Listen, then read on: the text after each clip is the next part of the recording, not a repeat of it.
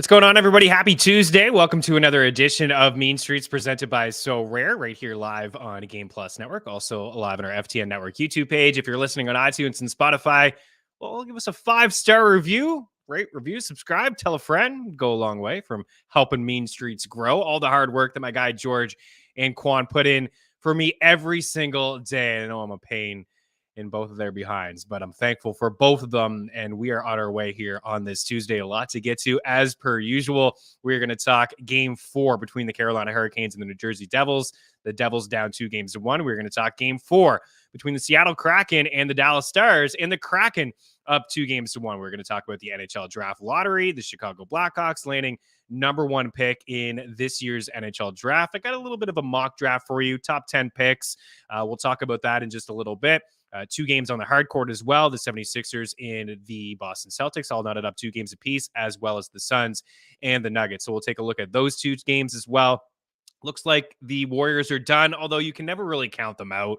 Even though they're down 3-1, and it's really tough to come back from down 3-1. We have seen this Warriors crew, that core, come from behind down 3-1, of course, against OKC a few years ago. And then Kevin Durant decided to leave and join the enemy. And then the Warriors went on to win a couple more ships. But they did come back down 3-1 in the Western Conference Finals against the Thunder. And then they were up 3-1 on the Cavs in the NBA Finals.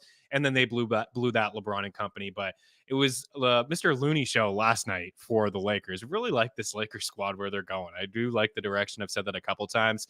We did give plus 175 with the Lakers to win the series, but it is not over yet. Not just yet. But we will dive into those 2 series.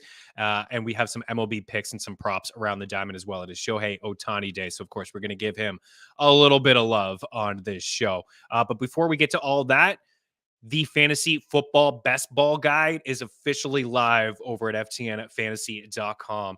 It has absolutely everything that you want in it. It's got projections, rankings, a ton of articles talking about strategy, stacks to attack, top-tier stacks, value stacks. Do you want to hammer home top-tier quarterbacks early on in your draft, or are you going to find some value in the middle parts of your draft? Easy stacks to really attack when it comes to underdog best ball, strategy for the puppy, strategy for bigger contests. It's all there for you over at ftnfantasy.com. So when you have the fantasy football package, you're not only going to get all of the weekly articles, the rankings, the team previews, all kinds of greatness over at FTN Fantasy, but this best ball draft, the guide is included in there as well. And it's things that we've been talking about on this show. We've been talking about value pieces at running back and wide receiver, rookies to target, rookies to reach on, because we're still only in the early parts of May. It's still a long ways away from week 1. I know the NFL schedule will release here in a couple of days, and we get a little bit excited, of course, when the schedule does come out, but we got you covered here from stacks, rookies, strategic pieces, projections, how to play, how to be unique with some of your lineups and, teams that you build rather, because you do need to be a little bit unique. And when the schedule does come out, we'll have strength of schedule pieces for you guys as well. Underdog Best Ball Mania, Puppy, it's all there included. And when you go over to ftnfantasy.com and you see the best ball guide right in your face on the first page there, and you will see the rankings with all of us, Scott, Adam, myself, Sam Schudery. We're going to have Ratcliffe. We're going to have a ton of people ranking. So you're going to have a different look of different rankings, like Travis Kelce. You know, Scott has him at 12. Most of us have him as a top 5 pick. Some people have him just outside the top 5. So you'll see a little bit of variation there from all of us over at FTN Fantasy. But when you click, say, strategy pieces, you're going to get a ton of articles that pop up here. FTN Fantasy, Best Ball Guide, high floor players and roster strategies, best stacks to attack, stacks to avoid, late round stacks to target. How do you treat some of these rookies? It's all there for you, included in the guide, and it's fantastic. And we're going to continue to pump out content as well, because like I said, it's still very early in the NFL offseason. We still don't know the schedule. I'm a big schedule guy. I really am. I'm not going to lie. I know a lot of people out there are not deep into the schedule. I don't think you need to really draft your players based on the schedule. Of course, you do want to have in mind the last few weeks of the season. I think like you do in your regular fantasy football league with your buddies. You're not going to draft a guy because he's got a great week 15, 16, 17 schedule. But for me, when I'm comparing players and I'm trying to split hairs between these two players, I am intrigued in their week 15, 16, 17, and now like 18, not so much 18. Of course, you don't care about that. But before in the past, before week 18, it was 14, 15, and 16. Now it's 15, 16, and 17. But I'd like to take that into consideration. It's not enough for me to pass on Tyreek Hill because he's got a week 16 game at Foxborough, followed by a week 17 game in Buffalo. Believe me, I felt those weeks for Tyreek Hill when I had him in season long and I was playing in fantasy football playoffs. He was great for me all year. He was shut down in those situations. It's not enough for me to avoid those players, but I think it's something that you want to keep in the back of your mind. You know, defenses change. They change, of course, from last year to this year. They're going to change from week 4 to week 14. Injuries are going to happen. Teams are going to shore up their defense. Maybe they're soft against the run for the first few weeks.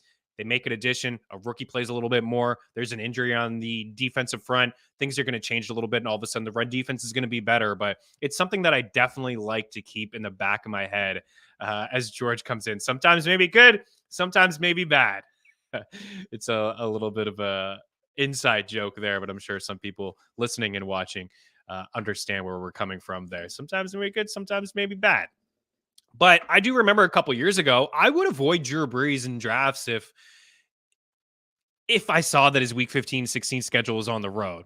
Maybe that's silly. You know, you need to get to the dance, right? You got to get there. You can't be just fading everybody because they got a tough playoff schedule. But I really do like to know the schedule. I'm not going to lie. I know people listening and probably watching or maybe rolling their eyes with that take, but I really do. I'm a big believer, and we know the teams. We know the teams, they're going to play each other. We know home and away. We know that stuff, but we don't know the schedule, and it's something that I really, really like to know. So we will talk about that stuff. And I think if you're drafting in the best ball mania with hundreds of thousands of people in that draft, you know, you really do want to keep in mind the schedule. It's another edge, right? I don't think it's like galaxy brain stuff, but it's another edge, and it's important to have all these different edges, projections, tools, stacks. It's important to have all these different edges and be prepared into your draft. And you're going to learn a thing or two with each draft that you do. Last week when we showed, do we still have that qual in the first 4 rounds? I could show this. Things are going to change here in this draft. And you see Travis Kelce, the second overall pick in this draft. I took Tyreek. I followed by Waddle. Ended up getting a Miami and Seattle stack. I got JS in there with DK Metcalf. Stacks are important. You heard Sam say it. You're not going to win without a stack. You're maximizing your upside, whether it's quarterback with 2 wide receivers or a tight end, or I would go, I think 3 wide receivers are probably too much, but 2 wide receivers in a tight end with a tight end, you know, it certainly depends on the offense. Yesterday we talked about the Jacksonville Jaguars and Trevor Lawrence with Calvin Ridley or Christian Kirk. Those 2 guys with Evan Ingram, I think that's a really good stack with Trevor Lawrence. Or maybe you go 2 of the 3 wide receivers, Zay Jones sprinkled in. Maybe you only get Ridley, or Ridley's going too early for you because Ridley is going early. You see here in the 4th round, I mean, he's roughly wide receiver 15, 17. I do believe he has that type of upside to return value. We haven't seen him in quite some time, but he certainly has that type of upside. We've seen it firsthand before. And he's in a really good situation here in Jacksonville. But maybe he's going a little bit too early for you. Maybe you don't get him. And maybe you just get Kirk followed by Zay Jones and Evan Ingram, and you get Trevor Lawrence in there. So have some fun with it. I think stacks are definitely the way to go. Maybe later on we'll revisit this. Maybe the final block. The final block, I really do want to bring up Offensive Rookie of the Year odds with you guys because I've yet to do it. I keep saying I'm going to do it, and I don't do it. And we're going to do it today. So we are going to visit that, and maybe we'll just quick rapid fire through those who haven't seen the values at the running back and wide receiver position, some rookies there that are going to climb up draft boards. So we'll talk about maybe some ADPs a little bit later on. It's still weeks away, but it's never too early. There's pros and cons to drafting this early. Certainly finding the value, it's really there for you. And I know I've said this a couple times, but I'll say it one more time. Dameon Pierce was a guy that was going outside of the first 10 rounds. That's why we loved him on this show. Best ball, you can make a case for anybody. You really can. But for your drafts with your buddies where it's waiver wire process, injuries are going to happen, you're picking guys up, best ball's just draft and forget it, and you watch the points pile up. But Dameon Pierce was a guy that we all liked at this time of the season. Loved the environment, kind of showed up in Senior Bowl, not really considered a top 5 talent at the running back position last year, but landed in what was a fantastic spot. People this time of the year were talking about Marlon Mack. They weren't talking about Dameon Pierce. And then we saw Dameon Pierce in a couple, I want to call them spring training games, but that's not it. Bats for me for sure. In a couple preseason games, off-season workout stuff, looking really good, looking like he was going to overtake the backfield. And that's exactly what happened. You got yourself a steal when you were drafting from June, July, and maybe the first week in August. Middle of August, end of August, this guy creeped up to be a top 20 running back and getting picked in the 4th round. So there are edges like that. If you get ahead of it, if you really feel strong about a rookie, a running back, a wide receiver, even a veteran, you feel strong about them, when they pop off in the offseason or injuries happen, hopefully they just don't, but it is the world we live in. Value, the ADP rises. It's going to change for you. Underdog Fantasy. It's a whole lot of fun. FTN promo code for you. They'll match your first deposit 100% up to $100. We talk best ball a lot on this show, but you can also do a pick 'em. You can mix and match across all the sports that you love. You can take an NHL prop tonight. You can take an NBA prop, and there you go. You got a 2-leg pick entry. We have a pick tracker over at ftndaily.com. We have Discord channels where we're talking about some of our favorite props for the night as well, all free over at ftndaily.com. We'll take a quick break. Going to take a look at the NHL Mock Draft. Also dive into the 2 games tonight, the game last night between the Oilers and the Golden Knights, and the game to come tomorrow night between the Leafs and the Panthers. A little bit of hockey talk here next on Mean Streets, presented by So Rare. Back in a couple.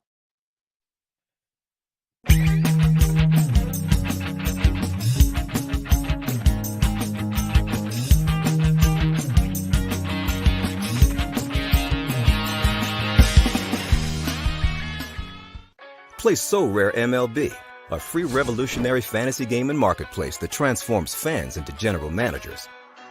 Build your team with ownable digital player cards. Collect, buy, sell, and trade to optimize your lineup. Compete against So Rare managers from around the world. Climb leaderboards and advance to elite competitions. Based on your player's performance on the field, win rewards like game tickets, merch, and much more.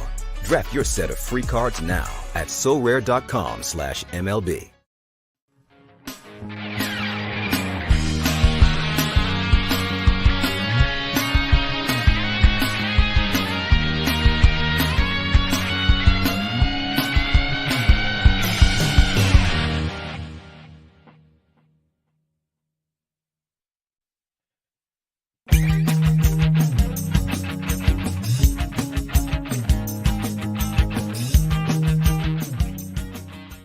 Play So Rare MLB, a free revolutionary fantasy game and marketplace that transforms fans into general managers.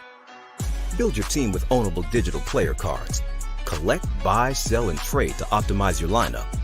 Compete against So Rare managers from around the world. Climb leaderboards and advance to elite competitions. Based on your player's performance on the field, win rewards like game tickets, merch, and much more. Draft your set of free cards now at sorare.com/MLB.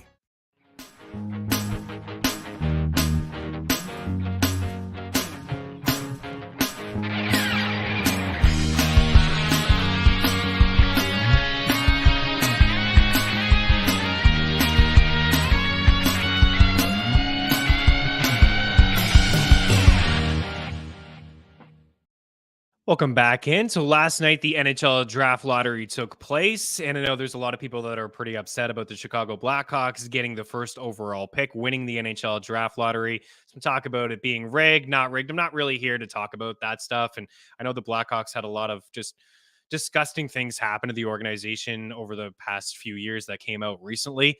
I'm not here to talk about the NHL Draft Lottery being rigged. I'm not here to talk about any of that stuff. I just want to present the first 10 picks. I don't agree with anything that happened in Chicago over the past few years. I will just say that. Last night, I had to catch up on some sleep. I'm not going to lie to you guys. I missed a lot of stuff that happened last night. I think I slept for almost 20 hours. I needed it. I really needed to kind of regroup. This time of the year, I feel like I'm not myself. I've had some really bad shows where I haven't liked my performance, and I just feel like I need to be much better on this show. And It's a lot happening in the sports world, like the NFL draft. I think that's what kind of crushed me. The NFL draft for like 10, 12 hours of doing shows and just trying to keep up with everything. And then the NHL playoffs and NBA playoffs. I'm up late watching both. And then MLB around the diamond. It's a lot sometimes. And I love it. I'm not here to complain. Boo-hoo. Look at you. And, in front of a camera behind a mic talking sports. I love my job. I really do.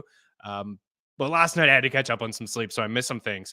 And I did see Kevin Weeks talk about before the commercial break and how Columbus was going to move out of the top 3.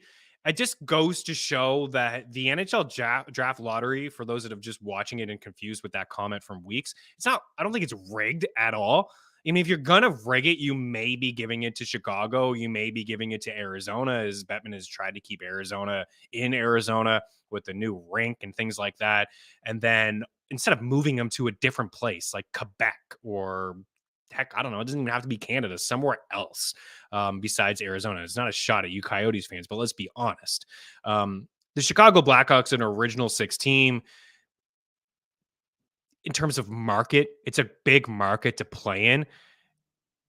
There's a lot there that you can say that maybe potentially it's rigged for him to go to Chicago. But I don't want to get into any of that stuff. Is it rigged? Is it not rigged? But the comments from Kevin Weeks were a little bit weird. But again, it just goes to show you that it's not done live. I'm sure if it was rigged, it could probably done like 10, 15 times to the way that they want it. And then they just pick that. But it's not live.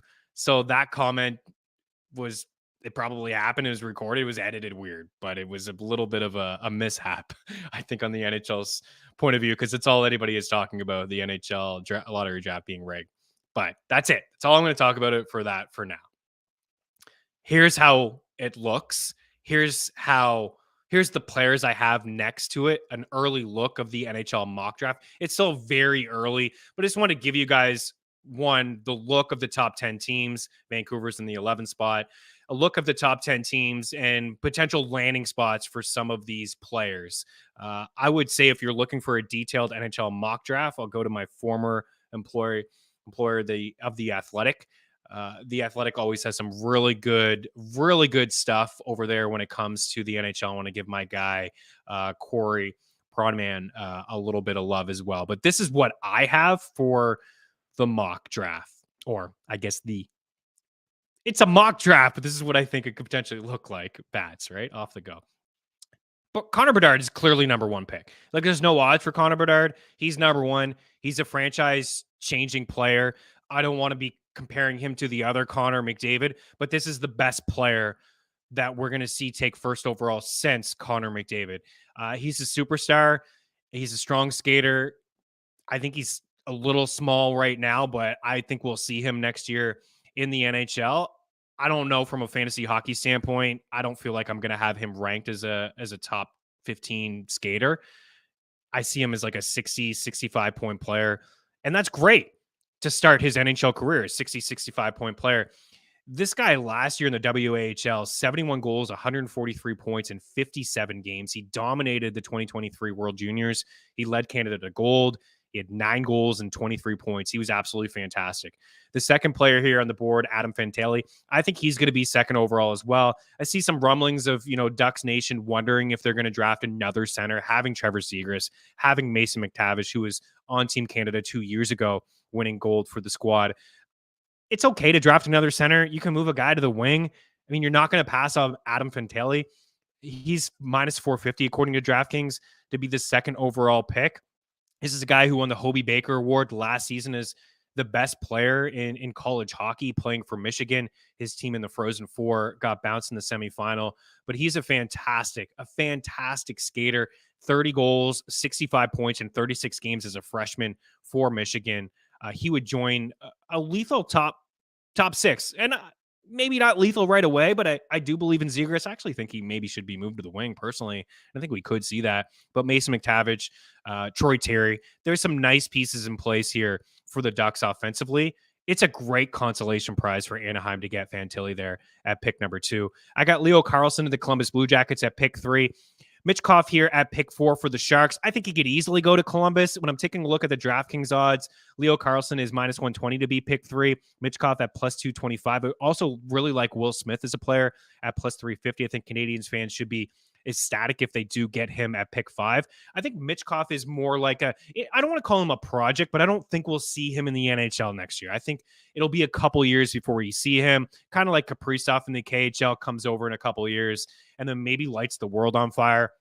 The Sharks are clearly rebuilding here, and Mike Greer calling the shots now as the Sharks GM, trading Timo Meier away and not finding a way to sign him as an RFA, a pending RFA this year. I mean, the Devils made the trade to go get him. They're going to lock him up in the offseason, I do believe. But Michkov's and the Sharks are a long ways away. I think we could see an Erik Karlsson trade in the offseason and just a complete rebuild for San Jose, where the Blue Jackets get a guy that can come in and help them pretty soon.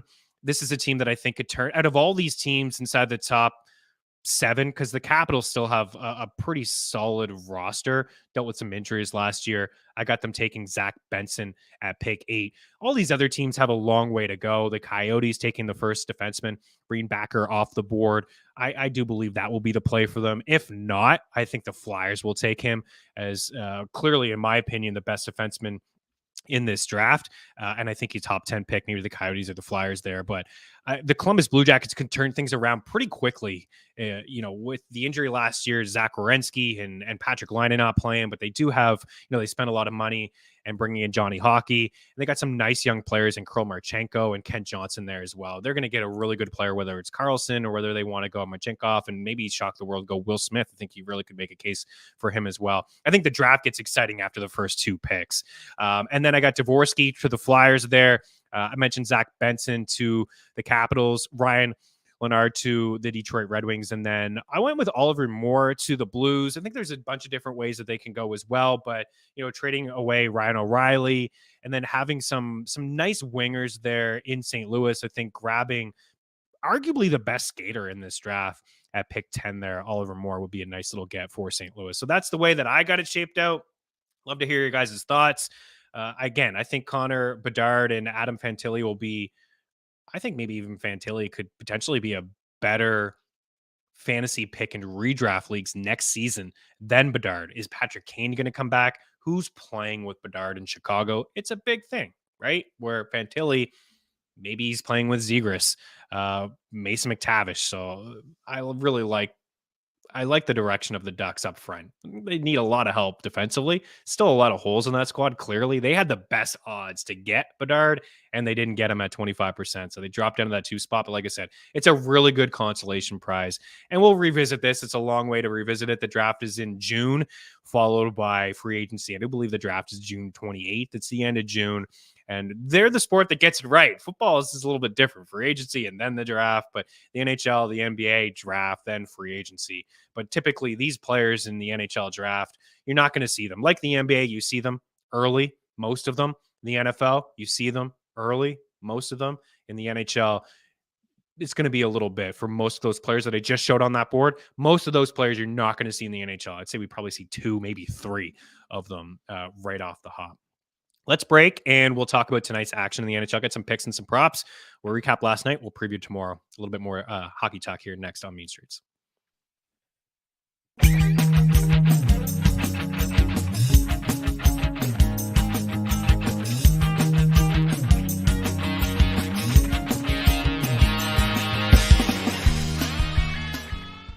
Play So Rare MLB, a free revolutionary fantasy game and marketplace that transforms fans into general managers. Build your team with ownable digital player cards. Collect, buy, sell, and trade to optimize your lineup. Compete against So Rare managers from around the world. Climb leaderboards and advance to elite competitions. Based on your player's performance on the field, win rewards like game tickets, merch, and much more. Draft your set of free cards now at sorare.com/MLB.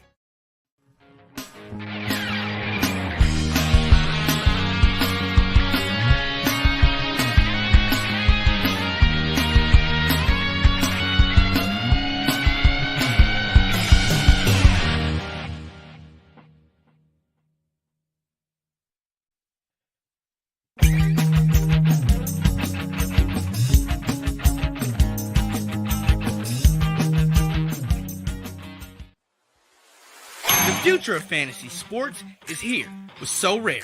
Build your teams just like an owner. Buy, sell, or trade officially licensed digital player cards.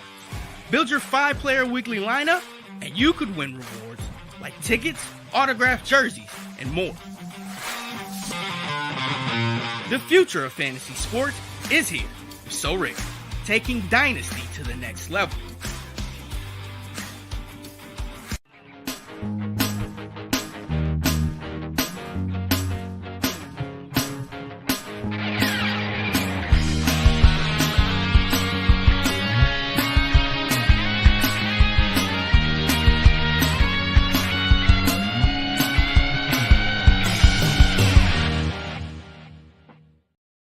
Welcome back in. Let's take a look at the NHL bracket. We're getting closer and closer and closer to a Final Four here. And last night we saw the Vegas Golden Knights just do what they have done all year, especially on the road. This was the second best road team in the NHL. And when I say kind of like last night was like their regular season, well, Laurent Brossoit went down, and we've seen multiple goalies for Vegas this season. Of course, at the start of the year, before the season got underway, Robin Lehner suffered this season-ending injury. Logan Thompson, a nice rookie that we had a little bit of a sprinkle on at 20-1 to win Rookie of the Year, and I honestly thought he was on his way, right? A guy that I thought was going to rack up 30-plus wins and really good numbers before the injury happened. Laurent Brossoit has played a handful of games this season. Aiden Hill came in and looked cool as a cucumber last night, filling in for Brossoit when a hostile environment, we'll say that, in Edmonton. And I thought he was pretty good last night. Jonathan Quick was not the backup, who has multiple Stanley Cups on his NHL resume, who the Golden Knights acquired at the deadline for some insurance as well. And I think Laurent Brossoit is done. I haven't heard anything. Anybody hanging out? I don't know. Nobody hanging out? Okay.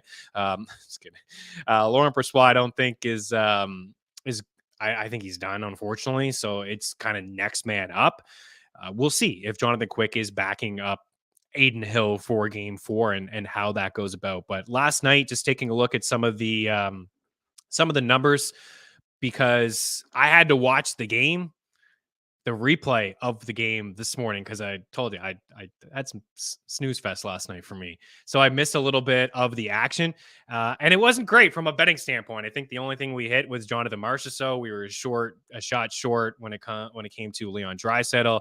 We didn't get some of the assists that I was hoping to get, but I saw a little bit of the first period, and I saw a really strong effort from Vegas.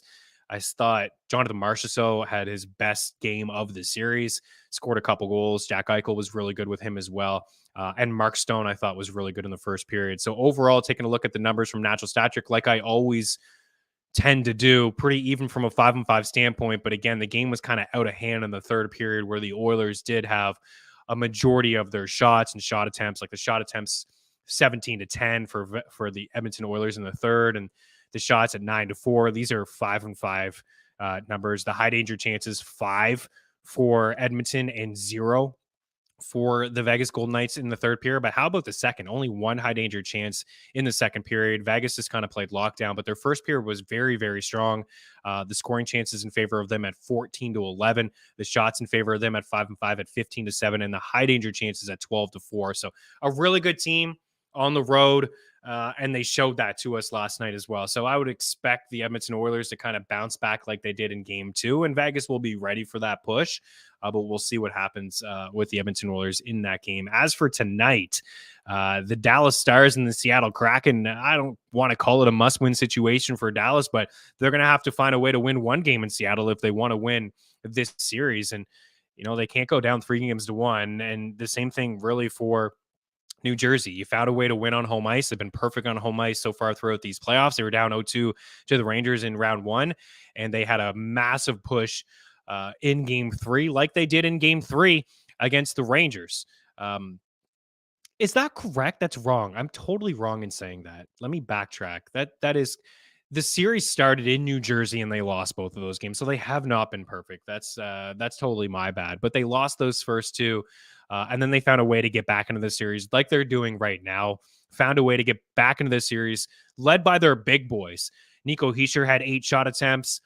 Jesper Bratt had 7 shot attempts. Andre Palat had 4 shot attempts. So that top line combined for 19 shot attempts in game 3. We're going to give a little bit of love to Nico in just a moment, but I thought the big boys for New Jersey stepped up. You saw Timo Meier score a goal. Jack Hughes had 2 goals and 2 assists. And I really like Lindy Ruff loading up the lines. Like, it's all fine and dandy when you have 3 lines. And it's like, oh, we got Timo Meier in your 3rd line. We're so deep. But Timo Meier hasn't been playing like Timo Meier. Like the Timo Meier of the Sharks, where is that guy? Where is he? Put him up with Jack Hughes. And I thought he had his best game of the playoffs in game 3. He was all over it, scored a goal, and was much better at 5-5.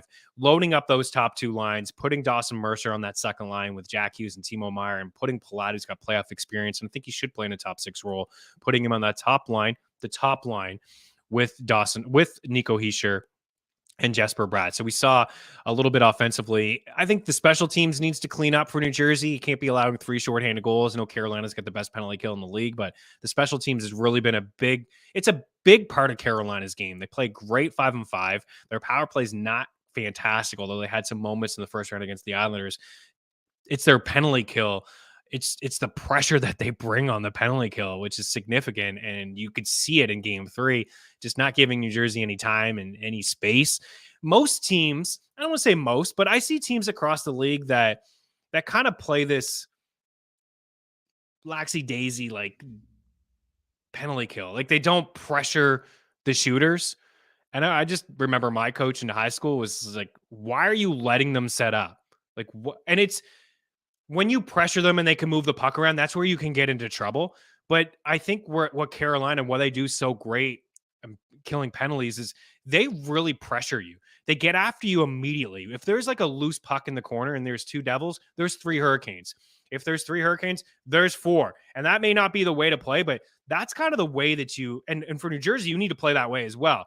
You have 1 more guy than them. If you see 2 guys in the corner, you got to have 3. You got to win those puck battles and get possession. But Carolina, I feel like, does such a great job of pressuring you, forcing you to make plays quick. And that's the difference in a really good penalty kill and a not so good penalty kill. At least that's my opinion. When I see teams pressure other teams, force them to create turnovers instead of setting up, and then they set up and they move the puck around and you're just playing this like diamond, it doesn't really work out. That's what I've seen from the Hurricanes over the past couple of years, and they've had the best penalty kill the last 3 years. Pretty strong. As for tonight, here's what I'm thinking in terms of some props that I like. And I'm going to lead here with Rupe Hintz.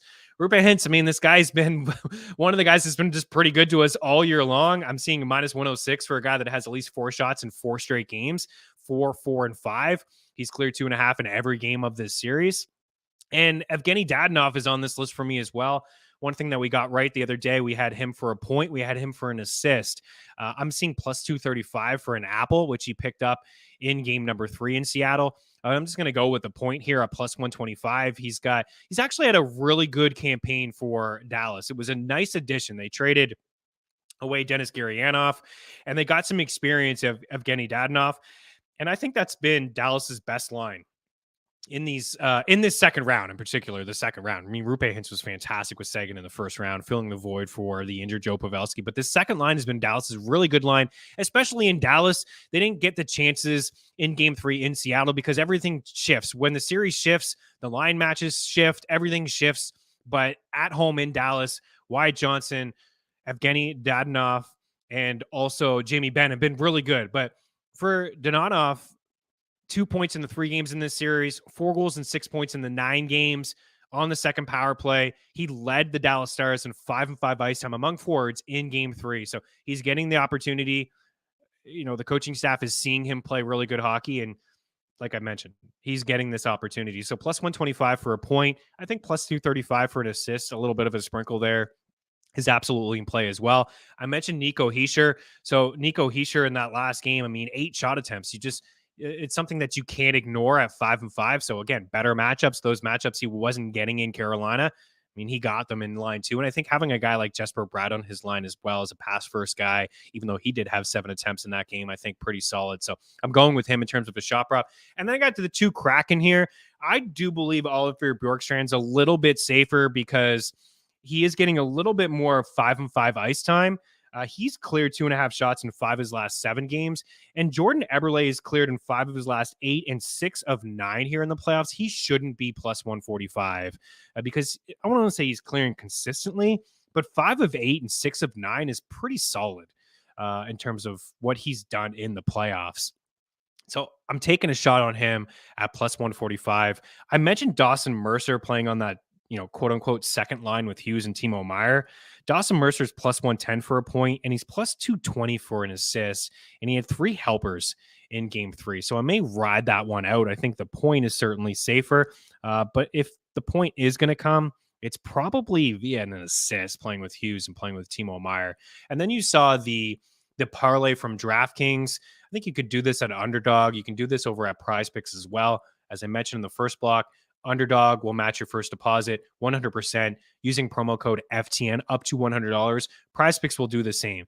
Joe Pavelski at 1.5 shots, and then Jordan Martinook at 1.5 shots as well. Both of these guys are just too juicy to take as a single. For example, Joe Pavelski minus 185 for 2 shots. Jordan Martinook minus 175 for 2 shots. So you can't take these guys as a single, but when you put them into a parlay over at DraftKings, you will see plus 142. And how about the game log for Joe Pavelski? I mean, this is a guy who has been getting 2 shots. I'm actually surprised that he's at 1.5. His first game, he only played 10 minutes. He suffered the big injury. He came back first game of this series, 4 goals on 6 shots. Game 2, 1 goal on 3 shots. And although he didn't hit the score sheet in game 3, he still found a way to get 2 shots on goal. And that's all we need from him. So I think that's a pretty good parlay. As for Jordan Martinook, he's kind of like he's not really known for his goal scoring. He did have a breakaway goal in this series against the Devils. I believe it was game 2, but he's a guy that does a lot of different things. He only has 6 points in the playoffs. In fact, he had no points in 6 games against the Islanders, but he has at least 2 points in every game here against the Devils. He's got 6 shots on goal over that span. He's got 25 shots on goal here in the playoffs. He's had 3, 2, 4, 2, 1, 7, 0 in game 1 against the Devils, followed by 4 in game 2, and also pitched in with another 2 points. I mean, he had 2 points, as I mentioned, in every game in this series, but the 6 shots in the last 2 games. And he doesn't get a ton of ice time. I think some of his games, there's some outlier numbers there, like 20 minutes in game 6 against the Islanders. That was an overtime game. 18 minutes. That was an overtime game as well. But for the most part, this is a guy that's getting a lot of ice time at 5-5. And he's been, when you look at some of the numbers and shot attempts for this Carolina team, it's Brent Burns, 8 shot attempts in game 3. It's Pesci, it's Shea, it's Gostisbehere. It's not a lot of forwards generating a ton of shot attempts, but I've noticed that line with Jesperi Kotkaniemi and Martinook and Jesper Fast, they have been pretty decent for the New Jersey Devils. So we're just looking for him to get 1 shot or 2 shots. Sorry, looking for him to get the 2 shots, and away we go. I think that's it. There's a few more picks that I like, but trying to get some winners here for you guys. We need to bounce back. We need to have a strong performance here on Mean Streets, but I will have a few more picks in. I'll share a couple thoughts that I have here for you guys before we wrap up with this segment. I think Tyler Seguin for a point at minus 120, I think is pretty decent. I believe Joe Pavelski will stay on that third line because it's given them a little bit of balance up and down. Mason Marchment and Max Domi have had some moments in this series with Pavelski on that line. I think if it's not going well for Dallas to start, it could be kind of straight up panic mode and we could see some line movement, but I think that second line will stay intact with Dadonov. He changes his name all the time. I always say Dadonov. It's Dadonov with Ben and Wyatt Johnson. And then something else that I had here on my list, and now this is crazy talk. But if Miro Heiskanen doesn't play, I think you need to have Colin Miller in your DFS lineups. He's going to be super cheap. Probably, I didn't even check, probably 2.6, 2.7, 2.8, in around that range. I can't see him being much more than 3K. I noticed that he took the top spot on the first power play when Miro Heiskanen left the game. He could come back. I mean, if he can see, he'll put a cage on and play, but if he can't see, he's not going to play, which is a huge loss for Dallas. He eats a lot of minutes for them. But Colin Miller, I saw on that first power play unit for the Stars, that's a significant bump. That's a guy that doesn't even really get power play time. They got Ryan Suter on that second unit. So I'm not saying to put all kinds of hard-earned bucks on him to score a goal because it's super rare. He's 50-1 for a first goal, and he's plus 950 for an anytime goal. And if Heiskanen is ruled out of this game, I'm going to have that in the bet tracker, like 0.25 units at plus 950. I can't find anything for a point. I would much rather go the way of a point or an assist. But I'll tell you what, if he's quarterbacking that first power play unit, he may fall into a point or two tonight if there's no Heiskanen. I think the Stars win. I think we'll continue to see offense. We got to see a better game from Jake Ottinger. It's crazy, this Kraken team. We said it all year. They led the NHL in shooting percentage. They were the only team above 10%. They were like 11.4%, 5-5 shooting percentage. I have always said that I don't think it's sustainable, but it's proved that it's sustainable, at least for this year. In the second period, an 8-minute span, the Dallas Stars had 17 shot attempts and the Kraken had 8 and 4 goals. Jake Ottinger's got to be much better. I thought Dallas played really good. I actually do. I thought they played a good game in Seattle, but they just didn't get the goaltending. I think they bounce back tonight. I think they win tonight in a high-scoring affair. I think there's still going to be a lot of offense. The Kraken just continue to score, right? So they're proving us all wrong that it's not sustainable. They continue to score goals. Give me the Stars in a high-scoring affair, and give me the Devils to win. I think it'll be much tighter this time. I could see it going over 5.5. I think we'll see like a 4-3 or 3-2 win for New Jersey. I think the Devils find a way to even up this series as well. Carolina has not played well on the road in the playoffs for the last 2 or 3 seasons. They squeaked out a couple wins in the opening round against the Islanders, but for the most part, they have not been a solid road team in these playoffs, and the Devils have shown us a thing or two at home this year. We'll take a quick break, and we got some MLB props as well. We're still going to dive into the NBA. Leaving in the house, go Sharks. You may have missed the mock. Can we chuck that up quickly for Lee? The NHL mock. This is what I have your Sharks doing. Where's no bueno? No bueno, no. I have your Sharks taking Michkov here, which could be a little bit of a project. May not see him in the teal Sharks uniforms until maybe 2025 or something like that. But I think it'd be a really good get for San Jose. So that was the mock draft 1 through 10 that I mocked up there. Quick break. We got some MLB stuff to talk about here next on Mean Streets.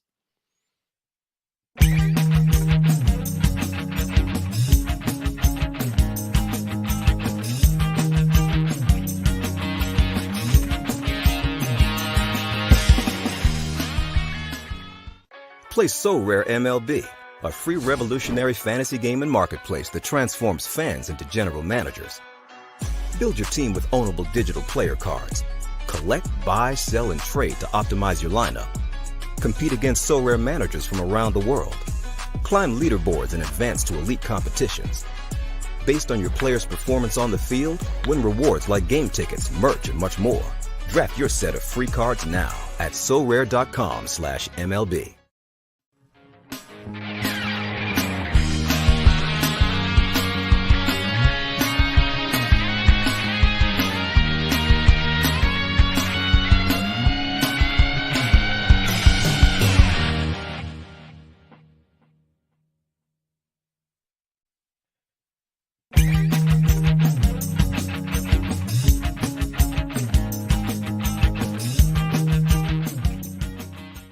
Play So Rare MLB, a free revolutionary fantasy game and marketplace that transforms fans into general managers. Build your team with ownable digital player cards. Collect, buy, sell, and trade to optimize your lineup. Compete against So Rare managers from around the world. Climb leaderboards and advance to elite competitions. Based on your player's performance on the field, win rewards like game tickets, merch, and much more. Draft your set of free cards now at sorare.com/MLB.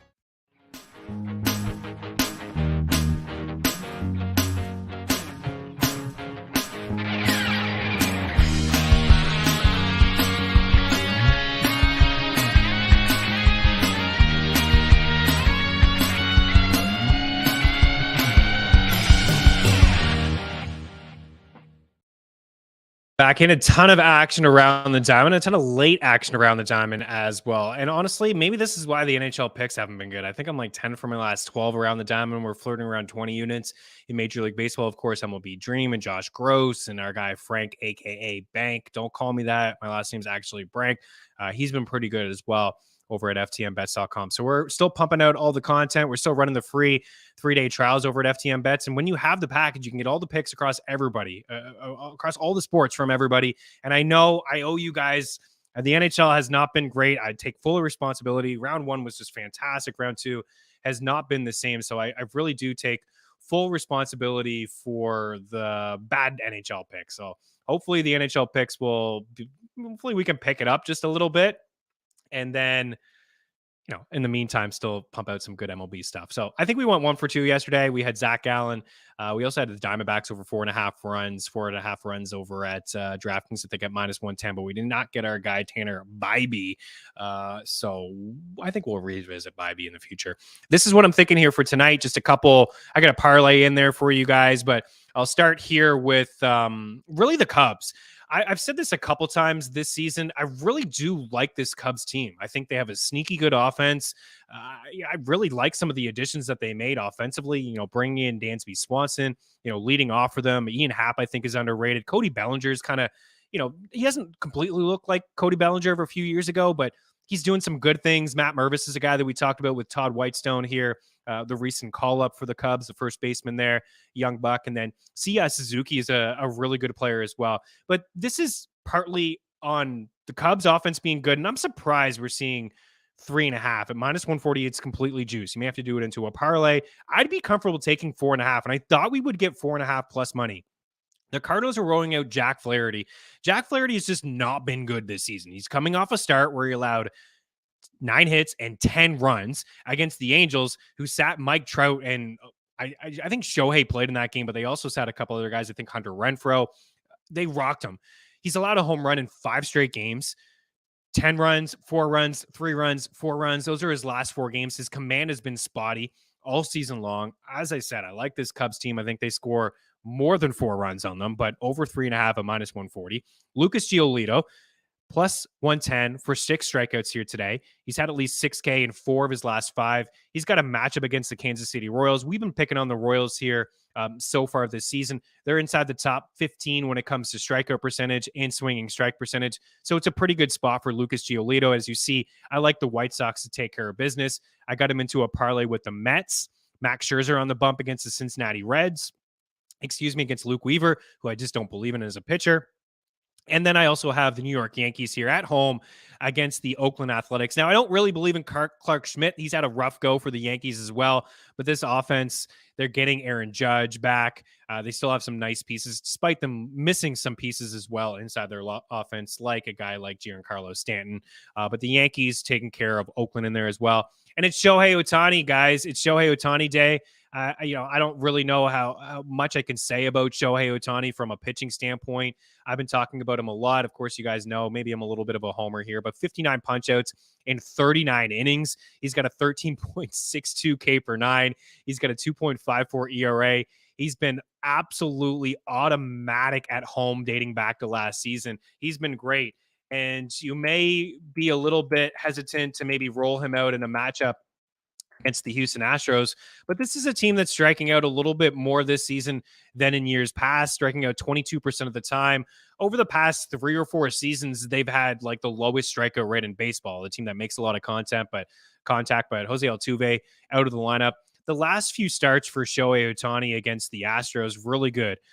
4 2/3, 9 strikeouts, 1 earned run. A start in Houston last year, 6 scoreless, 12 strikeouts, only allowed 1 hit. A start against Houston at home, 6 innings, 4 hits, 1 earned run, 12 punch-outs. A start at Houston last year, 8 innings, only 1 earned run. He only had 5 punch-outs in that start. And then another one just 4 days later, actually 6 days later in Houston against the Astros, 1 earned run, 7 punch-outs through 5. So just 5 starts last year.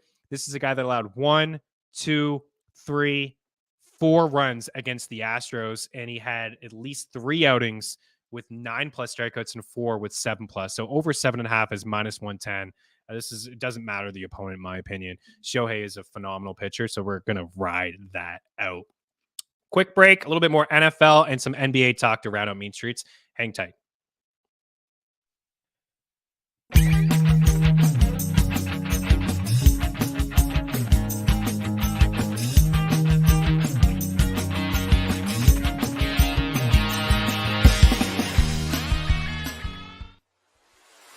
The future of fantasy sports is here with So Rare. Build your teams just like an owner. Buy, sell, or trade officially licensed digital player cards. Build your 5-player weekly lineup and you could win rewards like tickets, autographed jerseys, and more.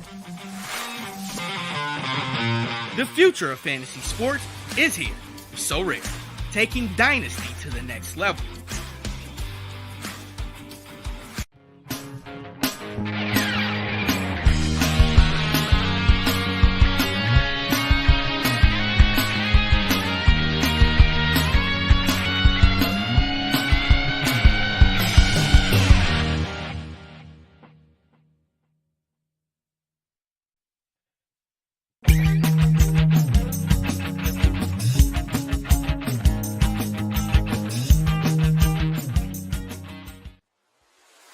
The future of fantasy sports is here with So Rare. Build your teams just like an owner. Buy, sell, or trade officially licensed digital player cards. Build your 5-player weekly lineup, and you could win rewards like tickets, autographed jerseys, and more. The future of fantasy sports is here with So Rare, taking Dynasty to the next level.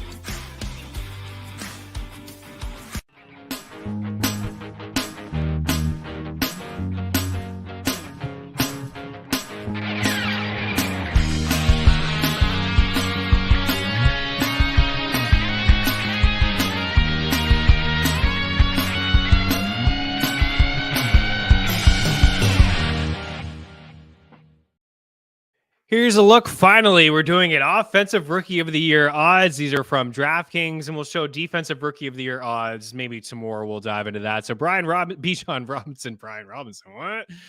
Robinson at plus 300. To win the award, Bryce Young at plus 475. Anthony Richardson at 7-1. CJ Stroud is actually 7-1 as well. Jackson Smith and Jigba at 7-1. Jameer Gibbs 9-1. Then we get a little bit deeper here. Jordan Addison at 17-1. Zay Flowers 18-1. Zach Charbonnet at 20-1. Quentin Johnson at 20-1. Jalen Hyatt at 28-1, as well as Josh Downs of the Indianapolis Colts. Tajay Spears at 30-1. Dalton Kincaid at 35-1. Devon A-Chain at 35-1. That's actually my favorite long shot. I think I was like looking at him and Dalton Kincaid. You know, it's tough for a rookie tight end to really pop off, but, you know, I think he's just a different breed of a tight end. I mean, you can call him a wide receiver. You know, he's going to play in the slot. The Bills desperately need somebody else to step up after Stephon Diggs. I don't think Gabe Davis was really the answer last season. Suffered a lot of drops. I don't know if they're still in the market to acquiring a guy like DeAndre Hopkins, but Kincaid to potentially be the number 2 option for Josh Allen is super appealing, in my opinion. You're still going to have Dawson Knox there, but you're going to see some soft coverage for him in the middle of the field, acting like a slot wide receiver. Devon A-Chain, I just think like at 35-1, he needs a lot to kind of break his way. But let's be honest about this Miami backfield. Raheem Mostert and Jeff Wilson have had issues staying healthy over the past couple of seasons. This offense, they showed us last year, you know, they can go toe-to-toe with anybody. A ton of speed with Tyreek Hill and Jalen Waddle, and that's exactly what A-Chain brings to the table as well. A ton of speed, a ton of players in motion, the way that Mike McDaniel runs his offense in year number 2 as a head coach. I thought he did a terrific job as a first-year head coach, learning from Shanahan over the years, being with him in multiple spots, right? I mean, Washington and San Fran, and just learning a lot of play calling, and you could see it firsthand. And heck, man, they almost went into Buffalo, won a playoff game with Skylar Thompson under center. They really did, and they probably should have.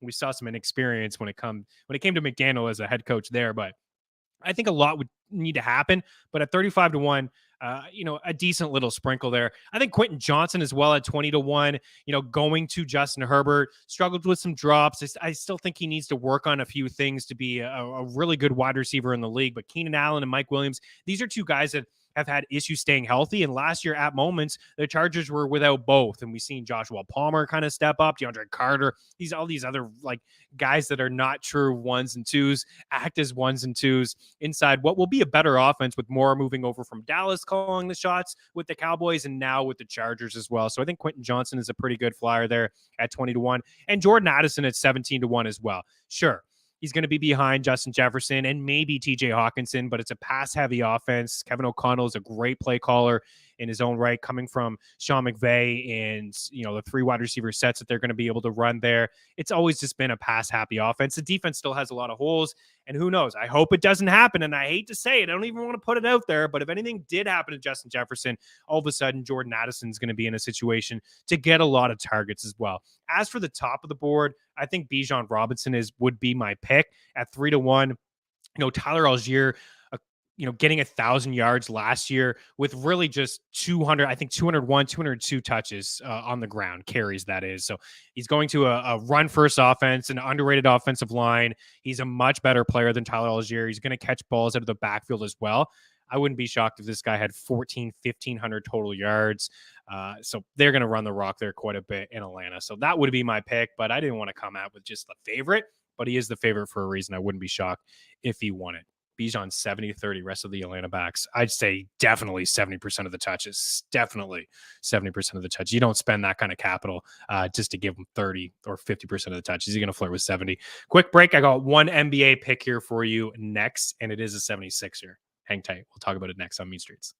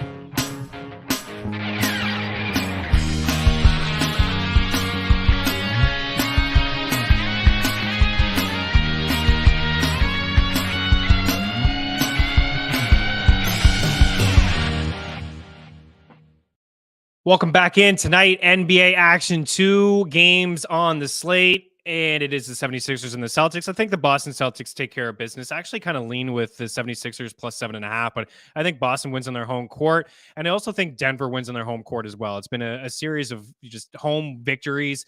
I actually like Kevin Durant here for over 2.5 threes. You can get that over at Bet365. It's plus money. He's juiced most spots at minus 190 for 2 threes. Maybe you put it into a parlay with this. Joel Embiid over 28.5 points at minus 115. I thought it was really encouraging to see him play 46 minutes in the last game. Back-to-back games with at least 30 points. Back-to-back games, the minutes, 39 minutes, 46 minutes, went into overtime. 11 for 26 from the field in the last game. 34 points, as I mentioned, back-to-back with 30. So it sounds like he's healthy and he's ready to go. And give me Embiid, who really struggled in his first game back with the injury. He's 27 minutes, 4 for 9. Looking like the MVP, Joel Embiid in the last 2 games, so over 28.5. Enjoy the basketball, the NHL, the MLB. We'll be back tomorrow. Cheers.